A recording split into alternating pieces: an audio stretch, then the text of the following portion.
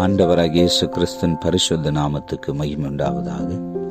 இந்த காலவேளையில் இந்த வார்த்தை கேட்கிற யாவருக்கும் ஆண்டவராகிய இயேசு நாமத்தினாலே சமாதானமும் சந்தோஷமும் உண்டாவதாக. இன்று வார்த்தை ஏசாயா 9வது அதிகாரம் வசனம் 6. அவரோட நாமம் அதிசயமானவர், அவர் ஆலோசனை கர்த்தர். இந்த வார்த்தை கேட்கிற என் அன்பு சகோதரனே, சகோதரி, நம்மளோட தேவன் அவர் அதிசயமானவர், அவர் ஆலோசனை கர்த்தர்.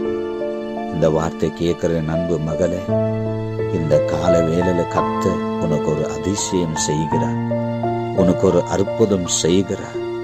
உன் குடும்பத்தில் ஒரு அற்புதம் நடக்கும், உன் ஆரோக்கியத்தில் ஒரு அற்புதம் நடக்கும், உன் கையின் பிரயாசத்தில் ஒரு அற்புதம் நடக்கும். உன் தேவன் அதிசயமான